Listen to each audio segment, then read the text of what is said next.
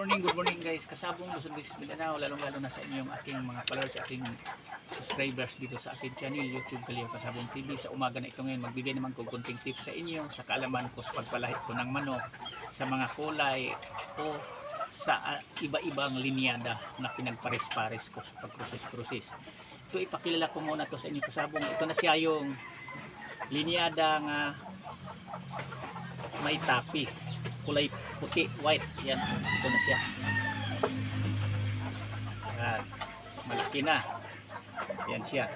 Hindi ito nga katulad ng mga native na makita nating may mga buhok sa ulo. Ito iba. Kung napanood nyo to sa ibang mga farm na nagmamanok na may mga buhok dito sa ulo, ito dadami ito siya. Haba. Nakapatong dito. Yan.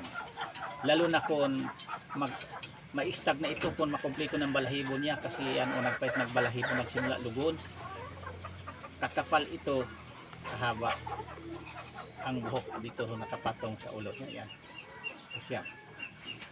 Pero hindi ito yung mga linyada na tawag mga duwagin na mga native. Iba ito dahil ito siya quality ito nga linyadang may tapi nga pagkaputi.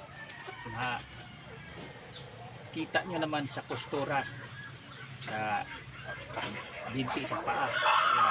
Yan siya. Ito sa pagmumukha. Yan siya. Ito siya, first time ko pala na nagpapalahi ganito na may tapi. Kasi ang pinukuhaan ko sa ama nito, yung kaibigan ko rin magmamanok talaga na sumasali din sa ibin-ibin sa derby.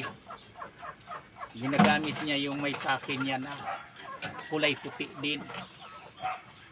Kaya doon siya siniswerte. Kaya pinadami din niya. Kaya naka-interest din akong kumuha magpapalahi. Kaya mayroon na din ako. Sarili ko na itong palahi. Ang ina nito yung kulay gold ko nga babae, tapos ang ama yung puti na lahi nga may tapi nga. Ito na siya. Ang bilis nitong nasiglakihan nila na magkakapatid kasi hindi ko tinipid ang pagbigay ng pagkain vitamins mula pagkadiol nila. Tapos hindi sila nagkaroon ng sipon mula pagkasisiw, pagkaliit niya mula pagkadiol. Ito yung pinakwento ko nga sa unang mga content video ko nga galing sa incubator yung diol. Ang inuna kong painom, isang kutsarita na asukal kulay brown, hinalo ko muna sa inuming tubig. Pinainom ko muna ng tubig ang ating mga diol na may halong asukal bago ko yung pinapakain. Ito na siya. Malulusog, hindi nagkaroog sakit-sakit. Kasi ang sisiw kasi nga magkaroog sakit-sakit kahit sipon. Matagal, maglaki, mabagal, magsiglakihan yan, bansutin. Pero tingnan nyo itong alaga ko, hindi nagkaroog sakit-sakit. Hindi nababansot. Ganun lang ang sikreto dito sa pag-alagang manok. Lalong-lalo na sa inyong mabaguhan pa lang. Kasi luging-lugi talaga tayo. Ulitin ko sa inyo, kapag nababansot ang ating mga alagang mga sisiw, kung napabayaan lang natin, lalo na kung tipirin natin. Ang nababansot, karamihan kasi niyan, manipis ang pangatawan, tapos minsan maliliit pa ang pangatawan, manipis pa o mababa. Di katulad nito na sakto sa alaga, sakto sa pangatawan, sakto sa sukat sa hayop din. Nagkadepende kasi yan sa atin na nag-alaga kung paano natin palakihin, paano natin i-apply ang mga vitamins. Kailangan nasa tamang proseso din ang pagbigay natin vitamins o gamot man kung magkaroon sipon ating alagang manok.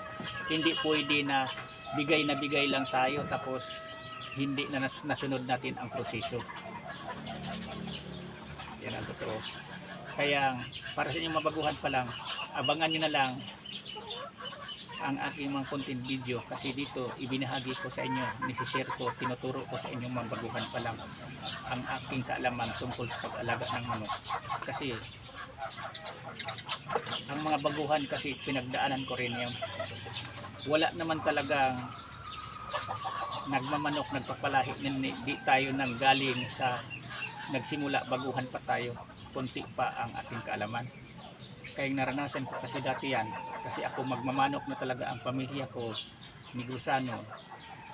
Nagseminar talaga ako pagdating ko dito sa Maynila, parang masundan ko ang tamang proseso sa ating pagbibreed, pag-alaga ng manok, pagpalahi, para hindi ako malulugi. Kaya nakamit ko ngayon na nakuha ko na ang tamang timplada pag-alaga sa aking manok na hindi madaling makapitag sakit-sakit. Dito sa aking mga content video, mayroon talaga kayo dito nga mapulot o matutunan, lalong lalo kung baguhan pa lang kayo, kasi lahat kinikwento ko dito ang tungkol sa buhay ko sa pag-alaga ng manok, sa kaalaman ko. Hindi ko yan dinagdagan, kung ano lang ang mayroon na natutunan ko sa araw-araw na gawain ko sa pag-alaga ng manok, sa pagpalaki, mula sa pagparis-paris sa babae, galaki, hanggang pagpa-incubate. Nisishare ko yan dito sa aking content, sa aking YouTube, Kalyaw Kasabong TV. Hanggang dito muna ako, kasabong. Bukas uli naman, ibang topic ipapaliwanag ko sa inyo. Sa hindi pa pala naka-subscribe sa akin channel, paki-subscribe naman YouTube, Kalyaw Kasabong TV, kasi parang updated kayo araw-araw sa gagawin kong content video na ibinahagi ko para sa inyong mabaguhan pa lang tungkol sa kaalaman ko sa pag-alagag manok, na ligtas ang ating mga alaga, hindi madaling kapitan sa anumang mga sakit-sakit. Yan lang, thank you ulit sa panood. Bukas ulit, bye-bye.